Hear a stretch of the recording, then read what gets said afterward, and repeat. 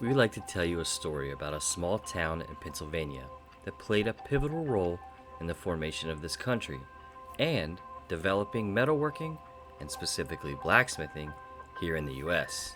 Since the mid-1800s, it was the focal point and lead producer of steel in this country that led to the infrastructure that we still use today. With unique industry comes unique tools, and the bridge anvils of this town are like no other. When Bethlehem Steel finally closed its doors in the early 2000s, one might assume that that was the end of the metal industry here in this town. However, having institutes like the Center for Metal Arts located here will keep Johnstown PA a driving force in the blacksmithing community for many years to come. The story of the Johnstown bridge anvil starts all the way back in the mid-1800s. 1852 to be exact is when the Cambria Iron Works Company set up shop in the middle of Johnstown, Pennsylvania. The story of my anvil started just a few years ago when I went and visited my friend Pat Quinn at the Center for Metal Arts in Johnstown, Pennsylvania. My name's Pat. I'm the director of Center for Metal Arts, and it's a not-for-profit forging school located in Johnstown, Pennsylvania. And we teach workshops all throughout the year that range from beginner through advanced topics, anything from tool making, traditional joinery, decorative ironwork, sculpture.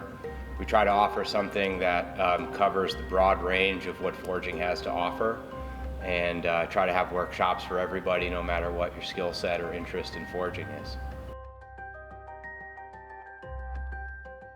Center for Metal Arts here in Johnstown is located in the historic Cambria Iron and Steel landmark, and it's a National Historic Landmark, the only steel mill to be given that designation. And we occupy several of the old steel mill buildings here in Johnstown that date back to the 1850s, and are proud to be the steward of the historic blacksmith shop of the Cambria Iron and Steel Company, and the trustees of all the tools and equipment in that shop.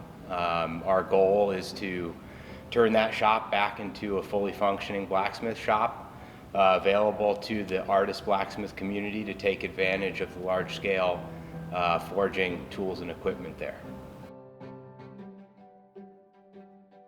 I kind of refer to it as the Johnstown pattern, because I've seen bridge anvils before, but never with that dovetailed connection where the leg meets the body. And I think that's like super unique about the bridge anvils that I found in Johnstown, and really honestly quite inspiring for a lot of the work I've been trying to make recently. But it's a super cool way of connecting those such large pieces of steel to make a really functional heavy-duty industrial anvil. And because I've only seen them like that in Johnstown, I kind of refer to it as the Johnstown pattern, but they might exist somewhere else in the world, who knows, but they're really special. If you'd like to hear the rest of this story and find out how we brought this unique anvil back to life, be sure to check out the full video on youtube.com/thatworks.